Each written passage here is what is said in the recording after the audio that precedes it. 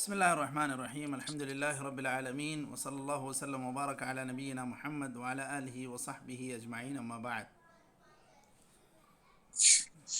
ہم لوگ عمدۃ الاحکام للامام المقدسی اس کتاب کو پڑھ رہے ہیں، اور اس میں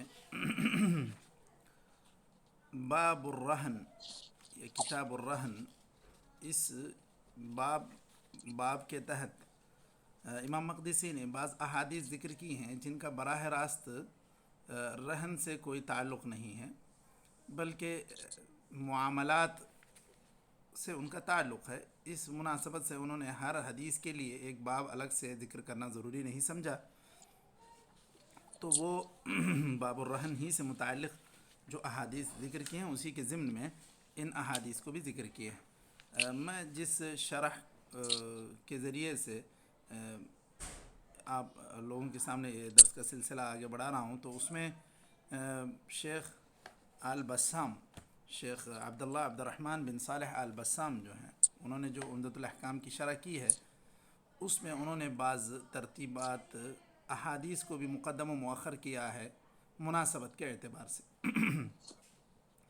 یہاں اب جو ہم لوگ حدیث پڑھنے جا رہے ہیں، حدیث کا نمبر میرے پاس وہ شرح عمدۃ الاحکام للامام للشیخ آل بسام، ان کی کتاب میں جو ترتیب سے جو احادیث کا سیریل نمبر لکھا گیا ہے وہ 278 ہے۔ آپ لوگوں کے جو پی ڈی ایف کے نسخے میں ہے وہ 346 نمبر ہے۔ حضرت جابر بن عبداللہ رضی اللہ عنہما کی حدیث ہے۔ جی شیخ پڑھیں۔ بسم الله الرحمن الرحيم نحمده ونصلي على رسوله الكريم أما بعد. وعن جابر بن عبد الله رضي الله عنهما قال جعل وفي لفظ قضاء النبي صلى الله عليه وسلم بالشفعة في شفعتی شین کے كل ضمیر مال سے پڑھیں اس کو۔ بالشفعة في كل مال لم يقسم فإذا وقعت الحدود وصرفت الطرق فلا شفعة. جی اس کے بعد آپ کے پی ڈی ایف کے نسخے میں جو نمبر ہے وعن أبي هريرة رضي الله عنه جی وعن أبي هريرة رضي الله عنه أن النبي صلى الله عليه وسلم قال لا يمنعن جار جاره أن يغرز خشبه في جداره خشبتن ثم يقول أبو هريرة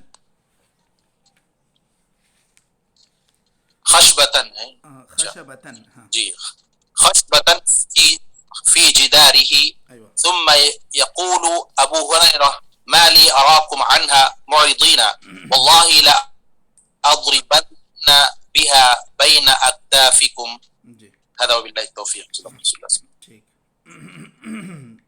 بسم اللہ الرحمن الرحیم، الحمد للہ رب العالمین، وصلی اللہ وسلم وبارک علی نبینا محمد وعلی آلہ وصحبہ اجمعین، اما بعد۔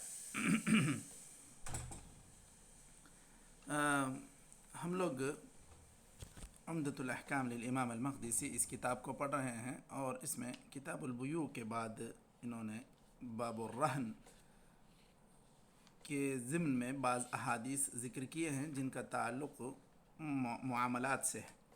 یہاں شیخ آل بسام نے اس کے مناسبت سے، ہر حدیث کی مناسبت سے ایک باب ضمناً انہوں نے ذکر کر دیا ہے شرح میں۔ یہاں پر جو باب اس حدیث کے لیے انہوں نے باندھا ہے، یہ شارح نے، یہ امام مقدسی نے نہیں باندھا ہے۔ انہوں نے کہا باب الشفعہ، انہوں نے باب الشفعہ کے عنوان کے تحت اس حدیث کو ذکر کیا ہے۔ اچھا، شفعہ کیا چیز ہے؟ یہ حدیث نمبر 278۔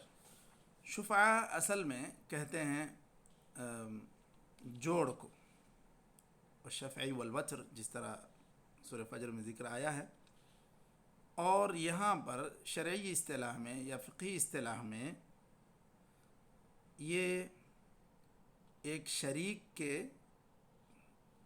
دوسرے حصے پر مستحق ہونے اور اس کا مالک بننے میں اولیت کا حق رکھتا ہے، یہی حق شفاعہ ہے۔ مثال کے طور پر اس کو مثال کے ذریعے سے ہم لوگ مزید سمجھ سکتے ہیں.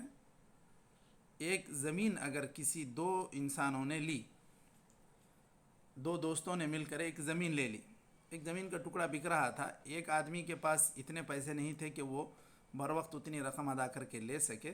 دو دوستوں نے مل کر ایک زمین کا ٹکڑا لے لیا ایک پلاٹ کی شکل میں. پلاٹ اصل میں اس کو بولتے ہیں کہ وہ کچھ مرتب ہوتا ہے، اس کے لمبائی چوڑائی.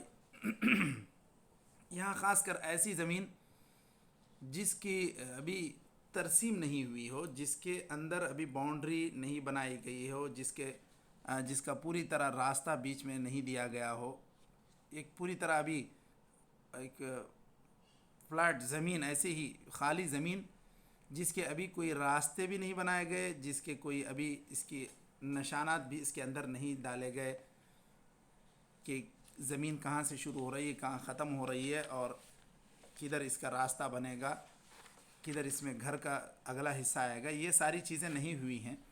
ایسی کوئی زمین مشترک دو آدمی لے لیے اور بعد میں ایک آدمی کا ارادہ ہوتا ہے کہ وہ اپنی اس زمین کو بیچ دے. یعنی دو پارٹنر مل کے مثال کے طور پر 10 لاکھ میں لیے تھے، اب ایک آدمی اس میں سے نکلنا چاہ رہا ہے. تو اب یہ جو دو پارٹنر مل کے لیے تھے، اگر اس کو نکلنا ہے تو یہ اپنی زمین کا حصہ اپنے پارٹنر ہی کو بیچنا چاہیے.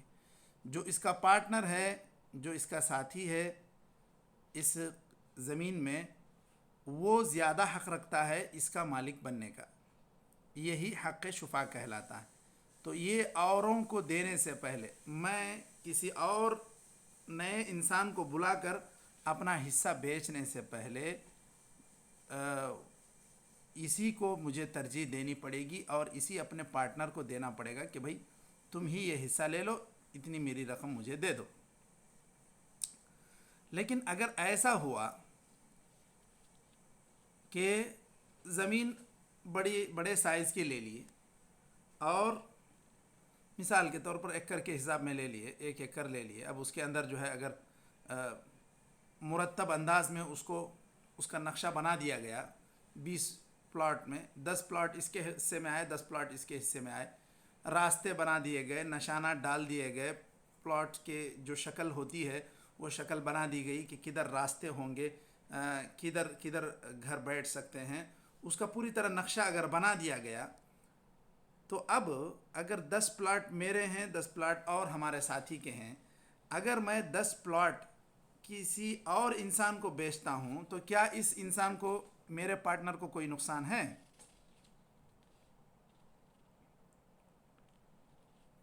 کیا مشائخ بات سمجھ؟ جی نہیں ہے شیخ، جی اس لیے کہ اس کے نشانات تو بنا دیے. ہاں. تو جب ایک ایسی زمین جس کے اندر راستے اور حدود ڈال دیے گئے ہیں تو ایسی صورت میں میرے پارٹنر کا حق نہیں بنتا. ہاں میں چاہوں تو دے سکتا ہوں، لیکن وہ کوئی ضروری نہیں ہے کہ میں اسی کو دوں. اب میں چاہوں تو اوروں کو بھی بیچ سکتا ہوں، 10 پلاٹ 10 آدمیوں کو بھی بیچ سکتا ہوں، 10 پلاٹ ایک ہی آدمی کو بیچ سکتا ہوں، اپنے پارٹنر کو بھی بیچ سکتا ہوں، اپنے پارٹنر کو چھوڑ کے دوسروں کو بھی بیچ سکتا ہوں. لیکن اگر ایسی زمین جو مشترک تھی، اس کے اندر ابھی نشانات نہیں ڈالے گئے تھے، تو ایسی صورت میں جو ہمارا پارٹنر ہے وہ زیادہ حق رکھتا ہے. لیکن جب اگر اس کے نشانات ڈال دیے گئے، اس کے راستے بنا دیے گئے، تو پھر اس صورت میں حق شفاء ضروری نہیں ہے. اس کی ایک اور صورت ایسی بھی ہو سکتی ہے کہ ایک چھوٹا سا ٹکڑا تھا زمین کا، دونوں نے لے لیا، دونوں نے اپنا گھر بنا لیا اور دونوں نے بیچ میں گزرنے کے لیے ایک چھوٹی گلی چھوڑی. تھوڑی زمین اس کی ہے، تھوڑی زمین اس کی ہے. اب جو گزرگاہ ہے، جو گلی ہے، جو راستہ ہے اندر جانے کے لیے، آنے کے لیے، یا جو حوش ہے وہ دونوں کو ایک ساتھ جوڑتا ہے، تو اس کو کہتے ہیں مرافق میں اشتراک. یعنی جو انسان کے ضروریات کی جو جگہیں ہیں، چاہے وہ صحن ہو، چاہے وہ اندر جانے آنے کا راستہ ہو، یہ مشترک ہو گیا. اب دونوں نے مان لیں کہ 3 فٹ جگہ چھوڑ کے ایک 6 فٹ کی ایک گلی چھوڑی تھی. اگر وہ 3 فٹ یہ چھوڑ رہا ہے 3 فٹ وہ چھوڑ رہا ہے تو راستہ کشادہ بن رہا ہے اور دونوں کے لیے آنے جانے کا اندر راستہ بن جاتا ہے.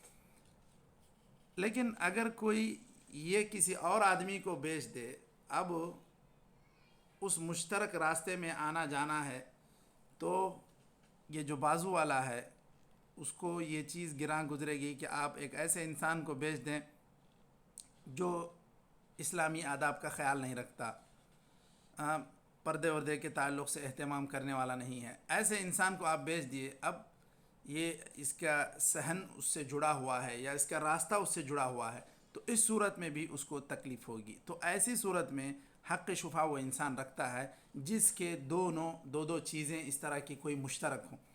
گلی مشترک ہے، اندر آنے جانے کا راستہ مشترک ہے، دونوں کے کھیلنے کا صحن یا تو مشترک ہے، ایسی کوئی چیز مشترک ہو تو ایسی صورت میں بھی وہ حق شفا رکھتا ہے. ورنہ اگر سپریٹ ہیں، ہر ایک کا راستہ اپنا الگ ہے، اپنے حدود الگ ہیں، تو پھر اس سے کوئی فرق نہیں پڑتا کہ آپ کسی اور کو بھی دے دیں. تو یہاں پر اسی تعلق سے یہ حدیث ذکر کی گئی ہے. دیکھیے حضرت جابر رضی اللہ عنہما سے روایت ہے، وہ فرماتے ہیں کہ نبی کریم صلی اللہ علیہ وسلم نے بعض روایتوں میں ڈائریکٹ جعل النبی صلی اللہ علیہ وسلم بالشفعاء ہے، بعض روایتوں میں قضى النبی صلی اللہ علیہ وسلم بالشفعاء فی کل ما لم یقسم. اس کے الفاظ کو آپ نوٹ کریں. آپ صلی اللہ علیہ وسلم نے شفعاء کا فیصلہ کیا ہر اس چیز میں جو تقسیم نہیں ہوئی ہو، فَإِذَا وَقَعَتِ الْحُدُودِ، جب حدود ڈال دیے جائیں، وَصُرِّفَتِ الطُّرُقُ، اور راستے بھی اس کے اندر گھما دیے جائیں، ڈال دیے جائیں، ان کا بھی نقشہ آ جائے، فلا شفاء، پھر ایسی صورت میں کوئی شفاء نہیں ہے، کوئی ضروری نہیں. تو آپ اپنے پڑوسی کو چھوڑ کر یا اپنے کیا کہتے ہیں پارٹنر کو چھوڑ کے دوسروں کو بھی دے سکتے ہیں، جب دونوں کے لیے کوئی آدمی ایک دوسرے کے لیے ڈسٹرب کا سبب نہیں بنتا ہے. اس حدیث میں جو الفاظ ہیں اس پر غور کر لیں. وقعت الحدود عینت الحدود، بارڈر ڈال دیے جائیں، لائن ڈال دیے جائیں، نقشہ بنا دیا جائے جس کے ذریعے سے ہر ایک کی زمین کی پہچان ہو سکے. صرفت الطرق، یہ راستے بنا دیے جائیں، شوارع. اب اس حدیث سے کیا مسائل مستنبط ہو رہے ہیں؟ اس حدیث میں آپ صلی اللہ علیہ وسلم نے شفعاء کو ثابت کیا ایسی چیز میں جو ابھی تقسیم نہیں ہوئی ہے، جس کے حدود نہیں بنائے گئے. اور اگر اس حدیث سے یہ بھی بات ثابت ہو رہی ہے کہ اگر کسی چیز کے، کسی عقار کے، کسی پراپرٹی کے حدود الگ بنا دیے گئے ہیں تو پھر وہاں پر شفعاء نہیں ہے. اس کے بعد یہاں پر کیا سارے جتنے بھی غیر منقسم چیزیں ہیں ان میں بھی شفعاء ہے یا صرف ان زمینوں میں شفعاء ہے؟ اس میں بھی علماء کے درمیان اختلاف ہے. امام ابو حنیفہ رحمۃ اللہ علیہ کہتے ہیں کہ سارے چیزیں جو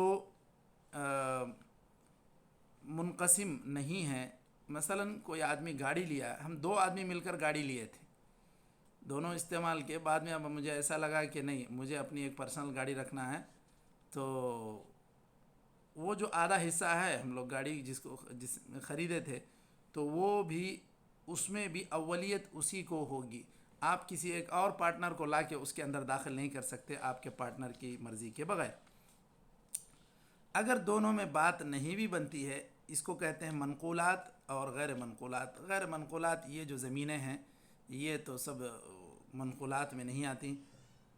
اب منقولات یہ گاڑیاں وغیرہ ہیں، اور اس کے اندر جمہور کا کہنا ہے کہ اس میں ضروری نہیں ہے. جو منقولات ہیں ایسی چیزوں میں حق شفاء اس کو دینا یہ بھی ضروری نہیں ہے، کیونکہ اس کے اندر کوئی خاص نقصان نہیں ہوگا. کیسے نقصان نہیں ہوگا؟ اگر گاڑی میں اختلاف ہو رہا ہے کہ نہیں بھائی چلیے 50,000 ریال میں ہم دونوں نے مل کر گاڑی خریدی تھی، آپ 25,000 ریال مجھے دے دیں. اب وہ کچھ قیمت میں اختلاف ہوتا ہے کہ نہیں 25,000 ریال نہیں، اب صرف جو ہے آپ 20,000 ریال لیں گے، 15,000 ریال لیں گے. اب ایسا کر سکتے ہیں، ایسا کرو چلو دونوں مل کے اس گاڑی کو بیچ دیتے ہیں. اب دونوں اس کے اندر جو قیمت آئے گی دونوں اس کو بانٹ لے سکتے ہیں. تو اس اعتبار سے علماء نے اس میں ضروری قرار نہیں دیا. امام ابو حنیفہ سبھی میں مانتے ہیں، چاہے وہ منقولات ہوں، غیر منقولات ہوں، زمینیں ہوں، گاڑی ہو، کوئی بھی چیز ہو. جبکہ دیگر علماء صرف اس کو جائیداد میں اور زمین جس کے حدود نہ ڈالے گئے ہوں اسی میں حق شفاع مانتے ہیں. اور اس میں جو حق شفاع رہتا ہے، ایک تو یہ بھی شکل ہوگی کہ آدمی پارٹنرشپ میں رہے تو اس کو زیادہ حق رہے گا. اب اس کے علاوہ بعض احادیث ایسی بھی ہیں جس سے یہ پتہ چلتا ہے کہ آدمی جب زمین بیچے تو اس میں پڑوسی کو بھی ترجیح دے، یا پڑوسی کو زیادہ ترجیح دینا چاہیے، کیونکہ اس کے بازو ایسا پڑوسی آ جائے کہ جس سے اس کو تکلیف ہو، ایسا بھی نہیں ہونا چاہیے.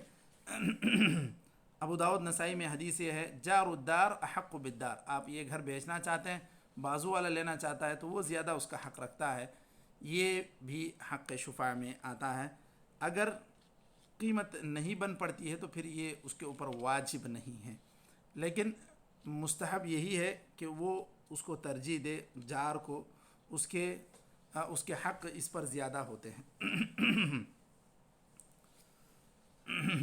کیونکہ دیگر احادیث میں یہ بھی بتلایا گیا ہے کہ الجار احق بشفعۃ جارہ ينتظر بها وان كان غائبا اذا كان طريقهما واحدا. اور اس میں وہی بات یہ کہی گئی ہے کہ دیکھیے اگر دونوں کا راستہ ایک ہو اور ایسا آدمی اپنا گھر بیچنا چاہتا ہے تو پھر اس کو اپنے پڑوسی کا انتظار بھی کرنا چاہیے. اگر وہ کسی سفر وفر پر ہے جلدی نہ کرے اپنے گھر کو بیچنے میں، اس آدمی کے رضامندی کے بعد ہی اس کو بیچنے کا فیصلہ کرے. تو اس صورت میں جو بات یہاں پر دونوں طرح کے اقوال کو جمع کرنے سے احادیث کو تطبیق دینے کی جو صورت نکلتی ہے وہ یہی کہ اگر حوش، صحن، گلی اندر جانے کا راستہ مشترک ہو تو اس صورت میں یہ گھر کے حدود بننے کے باوجود جو آدمی آپ کا پارٹنر ہے، پڑوسی ہے، وہ زیادہ حق رکھتا ہے. لیکن اگر صرف خاص زمین ہے اور وہ اس کے اندر حدود بنا دیے گئے ہیں تو پھر آپ کے پارٹنر کو، آپ کے شریک کو یا آپ کے پڑوسی کو دینا کوئی ضروری نہیں ہے، اس کا حق شفاع نہیں ہے. لیکن اگر زمین منقسم نہیں ہے، اس کے حدود نہیں بنائے گئے تو ایسی صورت میں وہ حق شریک جو ہے وہ زیادہ حق رکھتا ہے.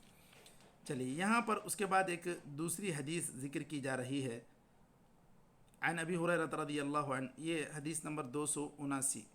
یہاں پر جیسے کہ میں نے ذکر کیا، یہ شارح ہیں جو شیخ البسام ہیں، انہوں نے اب یہ حق شفاع، اس کے بعد حق جوار، اس مناسبت سے انہوں نے بعض احادیث کے نمبرات کو، ترتیب کو انہوں نے آگے پیچھے کر دیا، تقدیم و تاخیر کر دی معنوی مناسبت کے لیے احکام کی. اب شفاع یہ پڑوسی کا حق ہے، پارٹنر کا حق ہے. اسی طرح حق جوار کی مناسبت سے جو حدیث بعد میں آ رہی تھی انہوں نے اس کو پہلے لا کے ذکر کیا. اب انہوں نے ضمناً اس کا ایک عنوان بھی دیا ہے، باب احکام الجوار، کہ جو آدمی پڑوسی ہے اس کے پڑوسی کا کیا حق ہے. اس تعلق سے وہ ذکر کر رہے ہیں. حضرت ابو ہریرہ رضی اللہ عنہ کی حدیث ہے. آپ لوگوں کے PDF کے نسخے میں یہ حدیث نمبر 361 ہے. حضرت ابو ہریرہ رضی اللہ عنہ کی حدیث ہے کہ نبی کریم صلی اللہ علیہ وسلم نے فرمایا، لا يمنعن جار جاره ان يغرز خشبة في جداره. کوئی آدمی کسی آدمی کو نہ روکے کہ وہ آپ کے دیوار میں کسی قسم کی لکڑی لگائے. جیسے ہم لوگ پرانے زمانے میں دیکھتے تھے کہ ایسے کپڑے وپڑے ٹانگنے کے لیے کھوٹی مارتے تھے، لکڑی ہی کا ایک حصہ جو ہے اس میں مار دیتے ہیں، اسی پر جو ہے کپڑے ٹانگے جاتے ہیں. تو اس طرح کوئی اگر آدمی کھوٹی بنانا چاہے براہ راست اپنے گھر کے اندر سایہ لینے کے لیے آپ کے دیوار پر کوئی لکڑی رکھ کے اس کے اوپر کچھ چھال وال ڈالنا چاہ رہا ہے تو بھی اس کو اجازت دینی چاہیے، اگر آپ کو اس کی وجہ سے نقصان نہ ہو. یہ بات کہنا چاہ رہے ہیں. لا يمنعن جار جارہ ان یغرز خشبۃ فی جدارہ. اصل میں غرض کہتے ہیں ٹاکا ڈالنے کو، سینے کو. تو اگر کوئی آدمی کسی کے دیوار میں کوئی لکڑی رکھنا چاہے، اس میں لکڑی گاڑنا یا ثبت کرنا بھی چاہے تو بھی اس کو نہ روکے، یا اس کو اوپر رکھنا بھی چاہے سہارے کے لیے تو بھی نہ روکے. ثم يقول ابو ہریرہ ما لی اراکم عنها معرضین واللہ لارمین بها بین اکتافکم. ابو ہریرہ رضی اللہ عنہ کہتے ہیں کہ کیا بات ہے کہ میں تم لوگوں کو دیکھتا ہوں کہ اس حدیث سے تم لوگ بہت ہی اعراض کرتے ہو، منہ موڑتے ہو. واللہ لارمین بها بین اکتافکم، تم لوگوں کے سامنے میں زبردستی اس کو بیان کروں گا گرچہ کہ تم لوگ اس سے منہ موڑ رہے ہو. تو یہ ایک حق ہے جو پڑوسی کو دیا گیا ہے. یعنی جہاں عموماً دیواریں گھر تنگ ہوتے ہیں وہاں پر اب ہر انسان اپنی الگ دیوار بھی بنائے تو شاید جگہ کے بھی تنگ ہونے کا اندیشہ ہے. اور اب ایک طرف یا ایک سائیڈ میں اگر آپ کے پاس دیوار نہیں ہے تو سامنے والے کی، بازو والے کی جو دیوار ہے اس کو استعمال کی کبھی ضرورت پڑ جاتی ہے، اس سے کبھی سہارا بھی لینا پڑ سکتا ہے. تو اس طرح کی جو بات ہے یہ حق جوار میں آتی ہے. حضرت ابو ہریرہ نے اسی لیے یہ حدیث بیان کی ہے. لا یمنعن، منع نہ کرے، مطلب یہ کہ اس کو اجازت دے. خشبہ تو لکڑی کو کہتے ہیں. ویسے اور بھی کوئی کام ہو جس کی وجہ سے اس کو فائدہ نصیب ہو سکے، فائدہ مل سکے، آپ کے دیوار پر وہ کچھ وائر ڈالنا چاہ رہا ہے یا کوئی ایسی بات ہے جس کے وجہ سے آپ کے دیوار کو نقصان نہیں ہو سکتا، تو پھر اس صورت میں آپ کو اجازت دینی چاہیے. اس کے بعد یہاں پر اس حدیث سے جو بات معلوم ہو رہی ہے کہ آدمی کو اگر کسی قسم کا نقصان نہیں ہوتا ہے تو اس کو اپنے پڑوسی کو اس میں کوئی لکڑی یا اس طرح کے وائر یا کوئی بھی چیز رکھنے سے یا ڈالنے سے یا اس کو استعمال میں لانے سے روکنا نہیں چاہیے اگر نقصان نہیں ہے. اگر کسی قسم کا نقصان ہے تو پھر وہ اس کو روک سکتا ہے. مثال کے طور پر کوئی دوسری بات ہے، جیسے بعض جگہوں پہ جہاں پہ منظم نہ ہو، نالیوں کا نظام، استعمال کے پانی کا نظام، وہ آس پاس کے جو لوگ ہیں اس میں جو ہے تھوڑا سا اختلاف کر بیٹھتے ہیں، ان کا پانی جو ہے آپ کے دیوار کے نیچے ہی جاتا رہتا ہے. تو ایسی صورت میں اگر یہ دیوار کو کمزور کر دینے والی چیز ہوگی تو ایسے ساری چیزوں کو وہ روک سکتا ہے، روکنا بھی چاہیے. ہر انسان اپنے سے کسی اور کو تکلیف نہ پہنچے اس بات کی کوشش کرے. ٹی وی کے کیبل کے بارے میں کیا کہیں گے شیخ؟ ٹی وی کا کیبل ہمارے گھر سے لینا چاہ رہا ہے جی. پڑوسی سے لینا؟ نہیں، ہمارے گھر کے اوپر سے کوئی ٹی وی کا کیبل لینا چاہ رہا ہے تو اس سے کیا کہیں گے؟ دیکھیے، اگر یہ ہے کہ وہ لوگ ایسے ہیں کہ آپ کے ان کے تعلقات اور کیا کہتے ہیں ان کا رہن سہن اور ان کے معاملات سے آپ واقف ہیں، یہ لوگ اگر فلمیں دیکھتے ہیں اور ایسی غلط چیزیں دیکھتے ہیں تو پھر ایسی صورت میں آپ روک دیں. لیکن آپ ان کو جانتے ہیں کہ وہ لوگ بہتر لوگ ہیں، ایسے نہیں ہیں کہ وہ آپ ان کے لیے ایک گناہ کے کام میں معاون بن جائیں گے. تو ایسی صورت میں آپ روک سکتے ہیں، کیونکہ آپ کی وجہ سے ان کو ایک تفریحی کاموں کے بہانے دیگر زیادہ غلط چیزیں دیکھنے کا ان کو موقع نہ ملے. لیکن آپ ان کو جانتے ہیں کہ بھائی وہ بہتر لوگ ہیں، اخبار ہی دیکھتے ہیں یا کچھ اچھی چیزیں ہی دیکھتے ہوں گے، تو ایسی صورت میں آپ ان کو اجازت دے سکتے ہیں. تو وہ آپ کے ثوابدید پر ہے اور ان کے سلوک، ان کے معاملات کی بنیاد پر موقوف. ٹھیک ہے شیخ؟ جزاک اللہ خیر شیخ. بارک اللہ فیک. اچھا، اس کے بعد یہاں پر یہ جو حقوق ذکر کیے گئے ہیں کہ انہیں لکڑی رکھنے کا یا اس طرح کے فائدہ اٹھانے کا حق دیا گیا ہے، یہ اصل میں حق جوار کی عظمت ہے. حق یعنی آدمی جو پڑوسی بن جاتا ہے تو اس کا بہت زیادہ حق ہوتا ہے. حضرت جبریل علیہ السلام اللہ کے رسول صلی اللہ علیہ وسلم کو ہمیشہ پڑوسی کے ساتھ حسن سلوک کی اس قدر تاکید کیا کرتے تھے. حضرت جبریل علیہ السلام یعنی کہ نبی کریم صلی اللہ علیہ وسلم کو یہ گمان ہونے لگتا ہے کہ پڑوسی میرے مال وراثت کا بھی حق رکھنے لگے گا. اتنی زیادہ تاکید آنے لگی. ما زال جبریل یوصینی بالجار حتی ظننت انہ سیورثہ. تو یہ حق جوار یعنی پاس رہنے والے انسانوں کا خیال رکھنا چاہیے، ان کی ضرورتوں کا. اس اعتبار سے اسلام نے یہ حق جوار دیا ہے. تو یہاں آج 2 حدیثوں پر ہم لوگ اکتفا کر لیتے ہیں. انشاءاللہ کل مزید آگے پڑھتے ہیں. نکتفی بہذا القدر وصلی اللہ وسلم وبارک علی نبینا محمد وعلی آلہ وصحبہ اجمعین. السلام علیکم ورحمۃ اللہ.